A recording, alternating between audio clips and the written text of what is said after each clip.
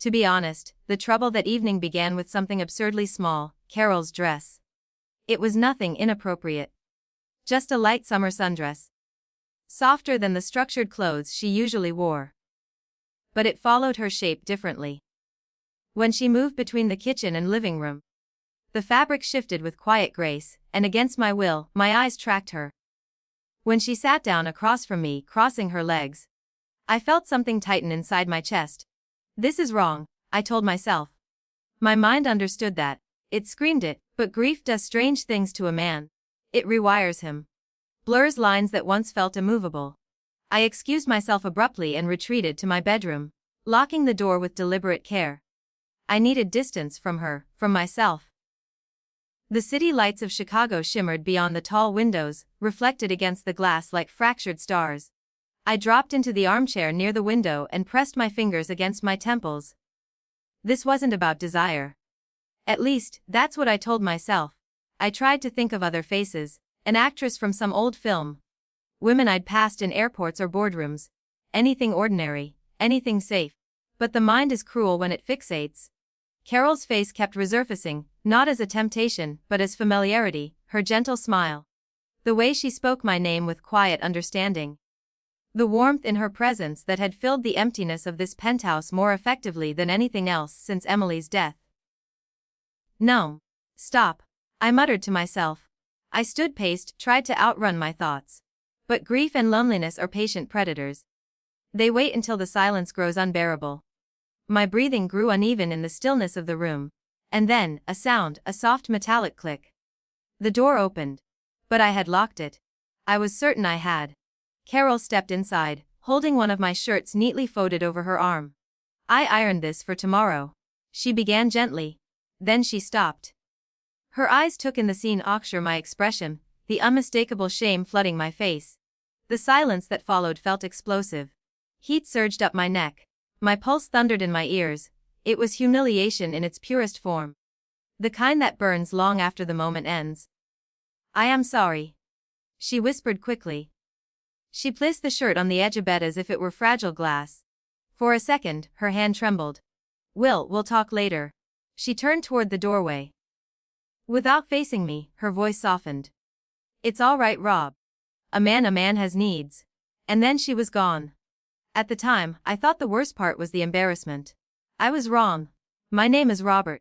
I'm 42 years old. People call me self-made. I built my construction firm from nothing, sweat, sleepless nights, risk layered upon risk. I came to Chicago with 2 suitcases and a stubborn belief that I could carve something solid out of concrete and steel.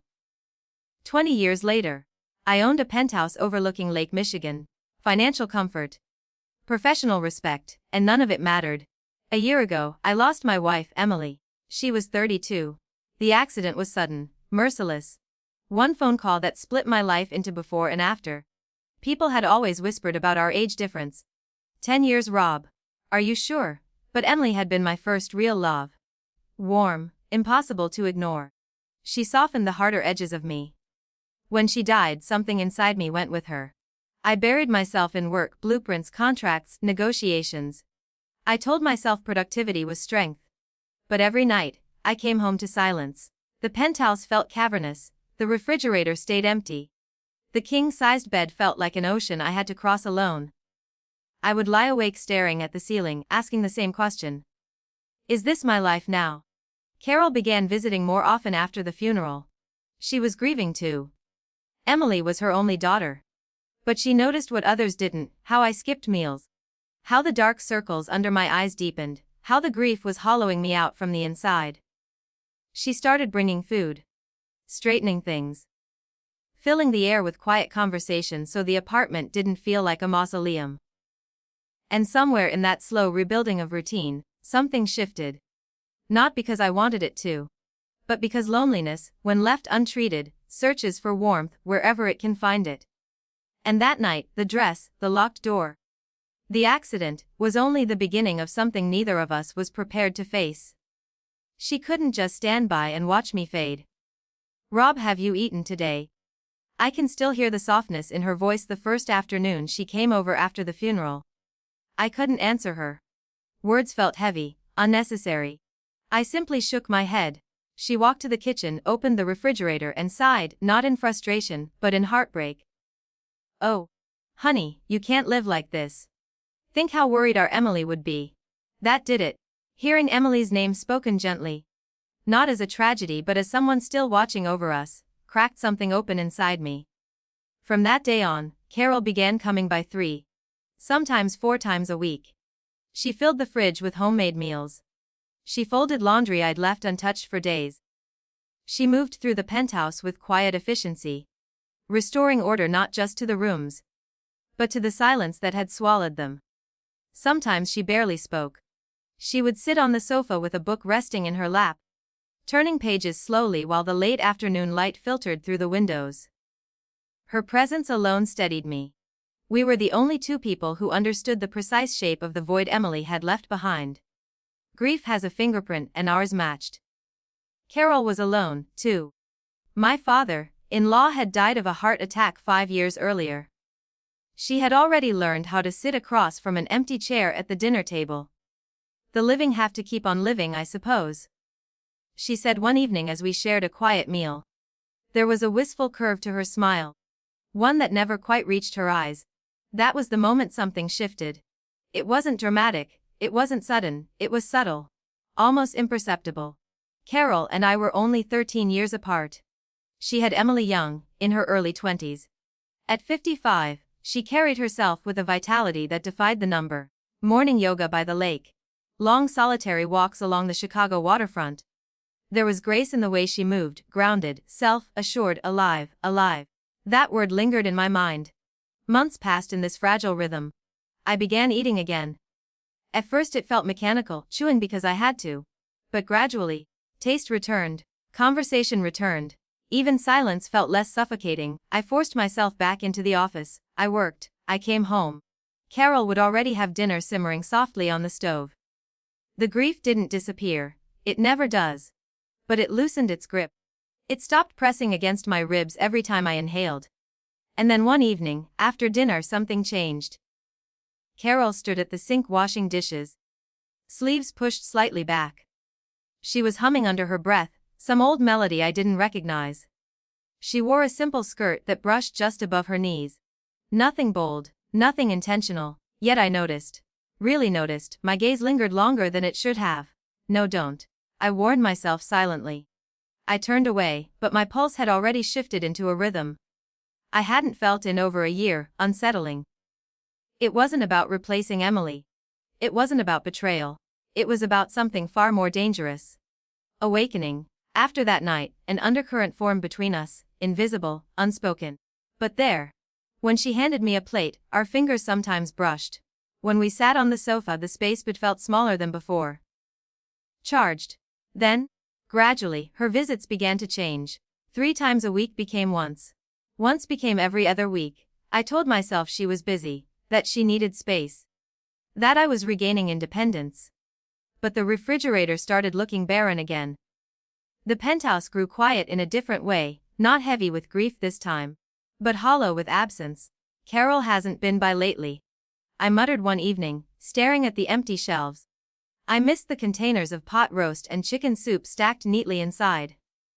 I missed the way she would ask about my day and actually listen. Most of all, I missed her presence. More than I should have.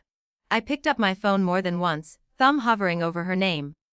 "She has her own life, Rob. She can't revolve around you forever." Each time, I put the phone back down. But every evening when I pulled into the garage, I felt a flicker of hope. Maybe I'd see her car parked in its usual spot. It was never there. A full month passed.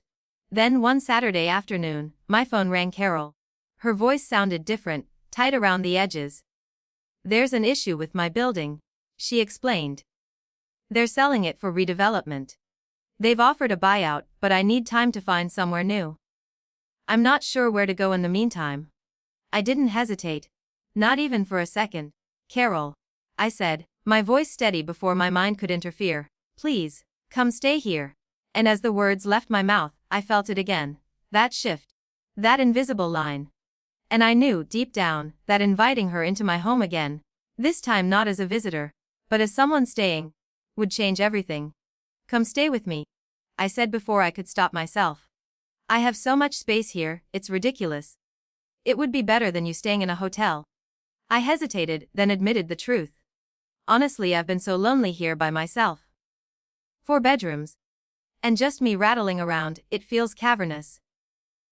Having you here, I thought it might help fill some of the emptiness Emily left behind.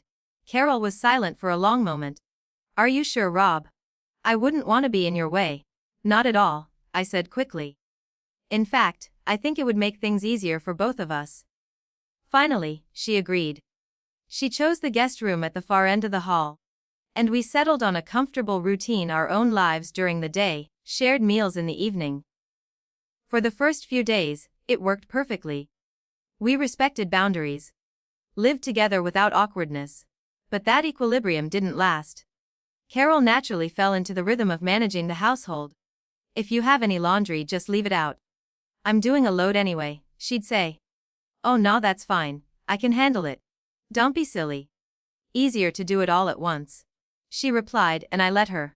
A few days later, I found a neatly folded stack of clothes outside my bedroom door, and tucked inside my underwear.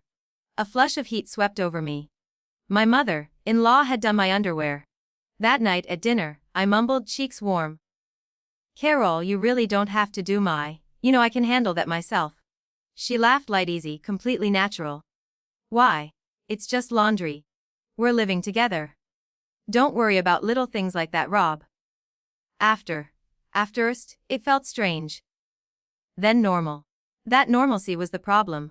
The intimacy, however accidental, was quietly blurring lines I hadn't realized existed. And then came the mornings. I'd wake to the smell of coffee brewing, find her in the kitchen, humming, apron tied around her waist, moving with effortless grace. In the living room, she'd curl up on the sofa with a book or an old film. And I couldn't help but notice her. Always at a distance, casual, subtle. But my eyes were drawn to her nonetheless. After her evening walks, she'd sit with a cup of chamomile tea, dressed comfortably. Sometimes in a skirt that fell just above her knees. The way she crossed her legs, the toned line of her calves, it caught my attention. Every time. This is wrong, I told myself over and over. But grief is a cunning thing. It distorts, redirects, awakens emotions you've long suppressed. Carol's vitality. Her presence, her elegance, undeniable. She was 55, yet impossibly composed, impossibly alive. At night, sleep became elusive. A part of me that had lain dormant since Emily's death began to stir. Needs I hadn't felt in over a year were quietly waking, and to my horror, they were waking for her. One afternoon, I caught myself studying her face. The curve of her eyes, the softness of her lips. The way her expression changed when she smiled. And then the thought hit me like a strike of lightning. She looked so much like Emily. Or perhaps Emily had been a younger echo of her. Emily's vibrance, Carol's grace, two halves of a whole. The realization both terrified and confused me. Was this my grief, misdirected? Or was it something else entirely? About a month into living together, my awareness of her became constant. When she bent to straighten a rug, the hem of her skirt shifted and I caught a glimpse of her thigh. When she handed me a plate and our fingers brushed, a jolt shot through me. Even at work, I couldn't stop thinking. Couldn't stop replaying her movements, her voice, her presence in every quiet corner of my mind. And the worst part? I didn't know how to fight it. I found myself thinking about her constantly. What would Carol like for dinner tonight? Maybe I should grab some of those strawberries she likes on the way home. The thought startled me. I felt like a stranger in my own head. And yet, I looked forward to going home. The empty penthouse I used to dread had become warm, inviting, because she was in it. I'm home, I'd call out as I stepped inside. Welcome back, she'd reply, her smile bright, effortless. Dinner's almost ready, go wash up. Those simple words felt like sunlight breaking through a long, gray winter. Over dinner, we talked about our days. I landed a big contract today. Oh, that's wonderful. Congratulations, Rob, she'd say, genuinely pleased. And as she spoke, I couldn't stop watching her, the way her eyes lit up, the small curve of her lips when she smiled. My pulse would quicken whenever our eyes met. What is this feeling? I asked myself silently. One Saturday afternoon, I came home early from the office. Carol had unrolled a yoga mat in the living room, moving slowly, deliberately, every gesture graceful. She wore leggings and a simple tank top, nothing provocative, but the lines of her body were undeniable. I busied myself in the kitchen, pretending to make coffee. But my eyes betrayed me. I watched every movement, how she stretched forward, lifted her arms, bent at the waist. There was a vitality to her that seemed impossible for someone in her mid-50s. Strong yet fluid, slender yet powerful. She caught me staring. "Did you need something?" she asked. "Oh, no. Nothing," I stammered, focusing on the coffee cup in my hands. She smiled. "Could you bring me a glass of water when you're done? I'm a little thirsty." Of course. I poured the water and walked over. As she took the glass, the hem of her leggings shifted slightly. My heartbeat skipped, thrummed in that familiar, frantic rhythm I hadn't felt since Emily. What am I doing? I retreated to my room, but the image clung to my mind, burned itself into my thoughts. That night, sleep eluded me. Every scene replayed her form during yoga. Her careful movements in the kitchen, the way she perched on the sofa with legs crossed, absorbed in a book. I buried my face in the pillow, knowing what I felt was wrong, yet powerless to stop it. A month and a half into living her denial became impossible. Every time she moved, laughed, or spoke, something inside me twisted into knots. It was worst when she wore a skirt. My eyes betrayed me, my mind betrayed me, even at work. Staring at spreadsheets, her face would appear unbidden, her gestures replaying in vivid detail. "I'm going to lose it," I scolded myself. But chastising did no good. I think she noticed. I'm sure she did. The way I looked at her had changed. Sometimes our eyes met, and she would be the first to look away. A subtle effort to create distance. Dinner began to feel different. The silence between us stretched longer, heavier. We moved carefully around each other, aware of a tension neither of us acknowledged aloud. Then came that Friday night. The office had left me frayed, raw with stress. I returned home wound tight, ate quietly, and went straight to my room. A long shower. A bed I hoped would comfort me, but sleep refused to come. All I could think about was Carol. The simple dress she'd worn at dinner. The way it moved with her every step, her presence etched into my mind. I left the bed, sat in the armchair, trying to calm myself. Don't do this. But my body had already betrayed reason. I closed my eyes, tried to focus elsewhere, on someone else, anything. But my mind refused. It's her. It's always her. Every thought, every memory, every imagined gesture swirled in my head. My pulse raced, ragged. I tried to fight it. I tried to control it, and then? Without warning, knock knock. "Rob?" Carol's voice called softly. Her voice came softly from the other side of the door. I froze, every muscle rigid. My mind couldn't process it, my body couldn't move. Then came a click, the knob turning. The door hadn't latched properly. "I ironed this shirt for you, for tomorrow." Her words trailed off as she stepped inside, holding the freshly pressed fabric. And then she stopped. She saw me. The way I sat, the way my hands rested, the tension etched across my face. Her eyes widened. "Oh," she whispered, almost a breath, a sound fragile and startled. I'm so sorry." I stammered, fumbling to cover myself, turning my head. My face cheeks mirrored mine, flush with sudden embarrassment. "I'm sorry I knocked. But you didn't answer, so I just..." The shirt slipped from her hands, landing in a heap on the floor. We both stared at it, frozen, trapped in a moment of mutual horror. "I am so sorry," I muttered, unable to meet her gaze. She bent quickly, lifted the shirt, and placed it carefully on my bed. "We can talk later," she said, her voice steadying, almost professional. She paused at the door, hand on the knob. A shaky breath, a heartbeat that felt like the quiet before a storm. Without looking back, her voice trembled slightly. "It's okay, Rob. A man can be like that." Then the door clicked shut. Silence. Absolute. I slumped in the chair, burying my face in my hands. The heat in my cheeks refused to fade. I couldn't think, couldn't act. All I could do was sit there, drowning in shame. How would I face her in the morning? And yet there was something else. A fleeting look in her eyes as she left. Not just shock. Something subtle, something I couldn't define. Could it be? No. I shook my head, trying to dismiss it. Yet my heart pounded for a reason entirely different now. I didn't sleep that night. The next morning was unbearable. I woke late, hoping to avoid her, but knew it was impossible. In the kitchen, she was already at work, preparing breakfast as if nothing had happened. Morning. I made some eggs, she said, calm, composed. I sat down cautiously, trying to keep my face neutral. Sleep well? She asked. Yes, you. I slept fine, she replied. We ate in heavy silence. I wanted nothing more than to finish and escape to the office. Will you be home late tonight? She asked, breaking the quiet. I don't know, a lot to catch up on. I mumbled. Okay. Well, I'll have dinner ready for you, and left. All day at work. I couldn't focus. Every detail of last night replayed endlessly, the look on her face, the words, the way she moved. My thoughts refused to obey me. What am I thinking? Yet a part of me, a part I barely recognized, wanted to see her again. By 6 I left the office, heart hammering all the way home. I opened the front door. I'm home? Welcome back, she said, but this time she wasn't in the kitchen. She was on the sofa waiting. Dinner? I asked.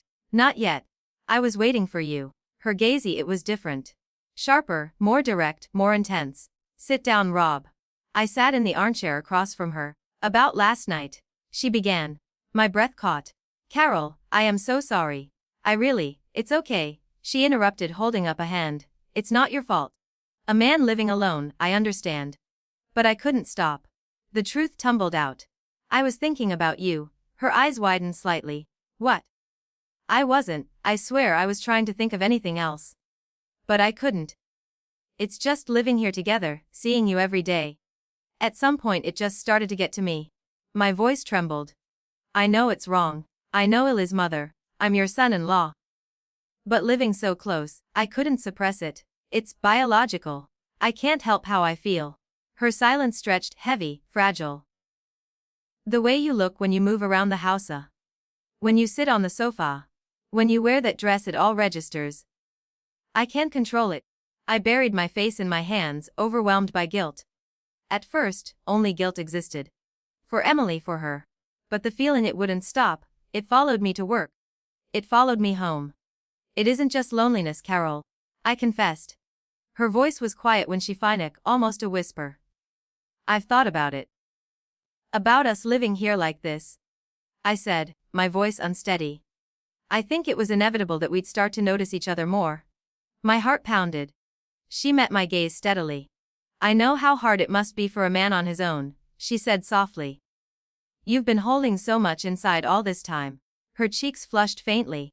And last night, seeing you so overwhelmed. I'm sorry. Maybe I've been too casual around the house. She fidgeted with the hem of her sleeve. To be honest, what I saw surprised me too. But I haven't been able to stop thinking about it. I'm human, Rob. I couldn't take it anymore. I reached across the table, took her hand in mine. Carol, I whispered. Rob, she replied, her fingers lacing with mine. She gave a small, deliberate nod. Tonight, we don't have to hide what we feel. I understand. My chest tightened. You do? Yes, she said, squeezing my hand with quiet certainty. Let's just focus on tonight. On being here together as friends, nothing else. I exhaled slowly, relief washing over me. We both rose, standing a little closer than usual. Silence wrapped around us, yet it wasn't uncomfortable. It was charged with mutual understanding. I'm glad we can be honest with each other, I said, voice hoarse. Me too, she replied. Her eyes were full of something I hadn't seen before, recognition, care, and the quiet comfort of being understood. We spent the evening talking, sharing stories, and quietly reflecting on the past year. Every word carried weight. Every glance conveyed trust. For the first time in months I felt seen, truly seen, and the loneliness that had followed me began to lift. When morning came, sunlight spilled across the room. Carol and I sat quietly, savoring the calm. Do you regret anything? She asked softly. No, I said. Neither, she replied. A small smile lighting her face. That day, everything changed. We weren't just roommates sharing a space. We were companions, partners in grief and healing. Finding a connection that was profound, comforting, and entirely human. During the day, we maintained our routines, respecting each other's space. At night, we shared stories, laughter, and moments of quiet understanding, a bond that neither of us had expected, but both had come to cherish. Our usual routine stayed in place during the day, but evenings became something I looked forward to more than ever. Even my days at the office felt different. I no longer dreaded returning home. Now, I couldn't wait to see Carol. As soon as the clock hit 6, I was out the door, anticipation thrumming in my chest. I'd open the penthouse door to find her in the kitchen, preparing dinner. "You're home early today," she'd say with a small, knowing smile. "I wanted to get back," I replied, smiling back. "Go wash up. Dinner will be ready in a minute." The awkwardness we had felt at first had melted away, replaced by a comforting companionship. Our hands would brush as I helped set the table. Our eyes would meet across the room, and we would laugh freely together. After dinner, we'd sit on the sofa with a cup of tea, sharing stories, talking about our days, or watching a movie. Her presence had become a quiet, steady comfort I had longed for without realizing it. "I'm happy, Rob," she said one evening. "Carol," I replied, smiling. Weeks passed, and we grew closer. She became a part of my daily life, I became a part of hers. On weekends we went grocery shopping together, took walks in the park, and explored the city. In public we were family. At home we were friends, companions who understood each other, who could share laughter and sorrow alike. One evening, sitting quietly together on the sofa, she whispered, "Being with you like this, it feels so good. I feel alive again after so long." "I feel the same," I said, resting my hand lightly over hers. "If it weren't for your visits, I'd still be lost in this emptiness." "It goes both ways," she murmured, squeezing my hand gently. "You've helped me feel whole again." 2 months passed. Our connection deepened into a bond built on trust, understanding, and genuine care. What started as shared grief had blossomed into a profound friendship, one that gave us both warmth, comfort, and hope. "I have an idea," I said one evening. "Let's take a short trip this weekend. Somewhere quiet, just us, away from the city." She hesitated. "Do you think that's a good idea?" "Yes. Somewhere we can relax, walk by the water and enjoy some peace." She smiled, hope in her eyes. "Okay, let's do it." That weekend, we traveled to Charleston and stayed in a cozy little cottage overlooking the ocean. The sky stretched endlessly blue, and the gentle sound of waves filled the air.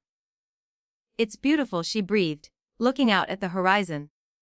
"I'm glad you like it," I said, putting my arm lightly over her shoulders. We walked along beneath our feet, sharing stories and laughter, feeling free from the weight of our pasts. That night, we cooked dinner together in the cottage kitchen, moving around each other with ease, joking, and enjoying the simple pleasure of being together. Later, we sat on the porch, listening to the waves. "Can we really feel this peaceful?" she asked softly. "Yes," I said, squeezing her hand gently. "We deserve this. We've earned this calm." We watched the sunrise the next morning, sitting side by side on the beach. The sky painted shades of orange and pink across the horizon. She turned to me, eyes soft with gratitude. "Thank you," she whispered. I smiled. "No, thank you, Carol." We sat quietly for a while, taking in the beauty around us, and the simple joy of each other's company. It was a new beginning, a friendship forged through loss and strengthened by care, trust, and shared understanding. After she hung up, Carol turned to me, her face pale. "That was Susan," she said softly. "She's coming back to the States." "Your older daughter?" I asked, stunned. "Yes. She's wrapping things up in San Francisco and moving back to Chicago for good. She's worried about me being alone now that I'm getting older." A cold knot of dread formed in my stomach. With Susan coming back, our careful routine, the quiet companionship we had built, was suddenly at risk. "When is she arriving?" I asked, trying to steady my voice. "Next week.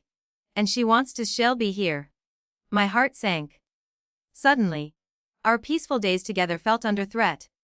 Carol gripped my hand tightly. "What are we going to do?" "We'll just have to be careful," I said. But even as I spoke, my mind raced. A week later, we picked Susan up from O'Hare. She was as polished and confident as ever, her energy vibrant and unmistakably city-born. "Rob, it's been too long," she said, giving me a warm, formal hug. "You too, Susan, welcome back," I replied. Her gaze immediately swept over Carol. "Mom, you look well.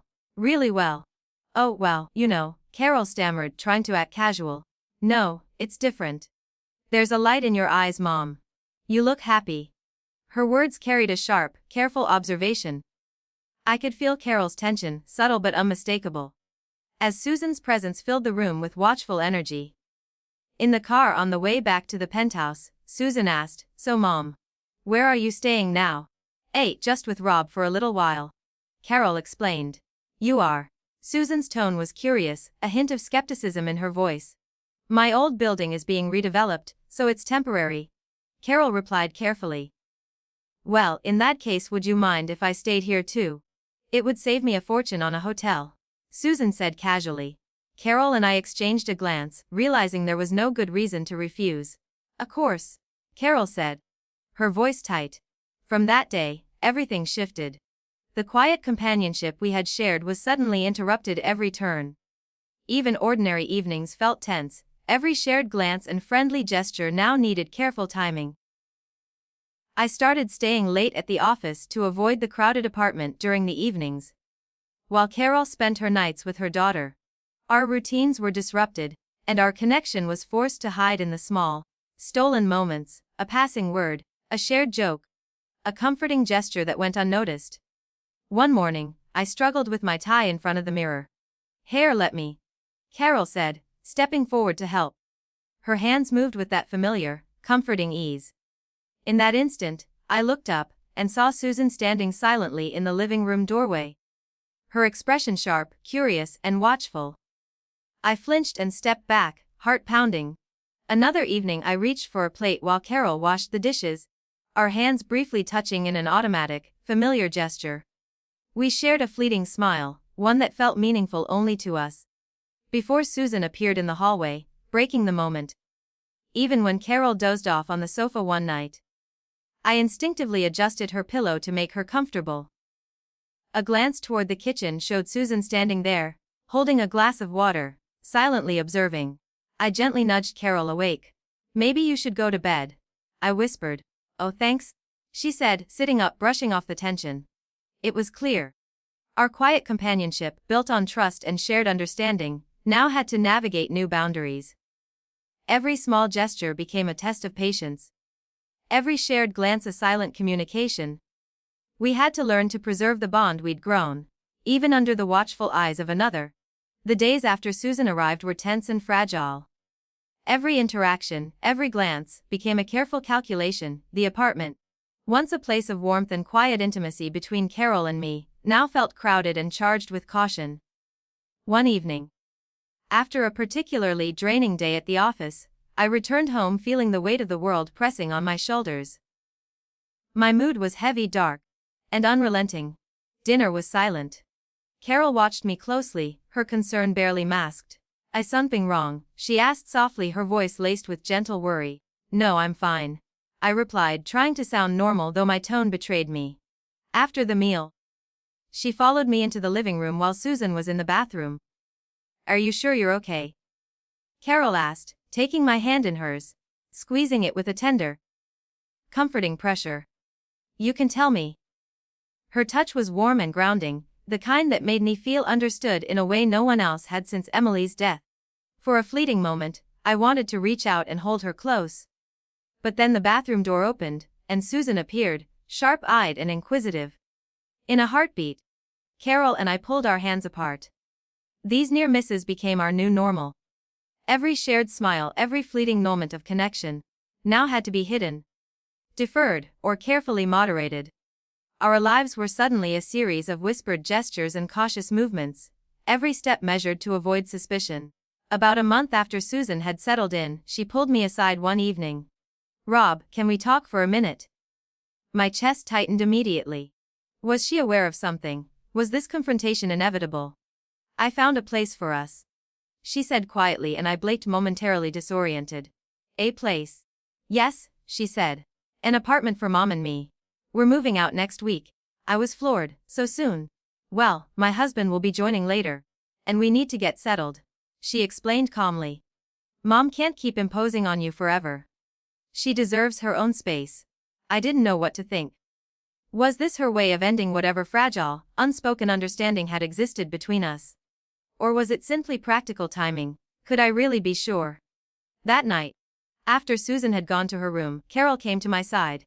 "Rob, did you hear?" "Yes," I said, my voice heavy. She stood by the window, looking out over the city lights of Chicago, the glow reflecting faintly in her eyes. "I think it's time," she said, her voice thick with emotion. "We have to stop this now." I had known the moment was coming, yet hearing her words still felt like a punch to the chest. "Carol, I don't know if Susan suspects anything," I murmured, my throat tight. "It doesn't matter," she said firmly, turning to face me. Her eyes glistened with unshed tears, but her voice was resolute. "You're still young. Rob, you need to build a new life for yourself. Age doesn't matter to me.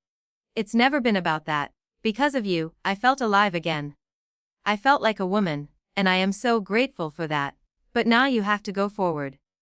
You have to live fully, even if it's without me." I fought back my own tears, feeling the ache of loss already pressing on my chest. "Carol, I'm sorry," I whispered. She squeezed my hand tightly, as if to anchor both of us to the present. "You have to be happy, Rob. Promise me you'll find someone good," she said. I held her one last time, pressing her to my chest, feeling the weight of the moment. Knowing it was our final embrace in the space we had shared. A week later, Susan and Carol moved into the spacious apartment she had arranged. I helped with the boxes, carrying each of Carol's items with a careful reverence. Each box felt heavier than the last, not just with possessions, but with memories, with the moments of laughter and quiet understanding we had shared. While Susan managed the movers inside, Carol and I had one final, private moment. "Take care of yourself," she said, her hand finding mine. "You too," I said. "I'll be fine," she added, forcing a small smile though her eyes shimmered with unshed emotion. "But you have to find your happiness again. Promise me." I nodded, too choked to speak. "I promise," I whispered. Our eyes met and we shared a silent, bittersweet smile. It was our unspoken farewell. The truck carrying our shared past pulled away, and I watched until it disappeared around the corner. Susan appeared at my side, placing a gentle hand on my shoulder. "Go find someone good, Rob. Be happy," she said softly. Her tone was quieter than I had ever heard, almost tender. After that day I was alone again in the penthouse. But this time, it was different. This time, the loneliness didn't feel empty or hollow. Tucked away in my heart was the warmth the moments Carol and I had shared. The quiet companionship, the understanding, the comfort we had given each other during a year of grief. Those memories weren't shameful. They were a secret treasure, a chapter of my life I would always hold dear.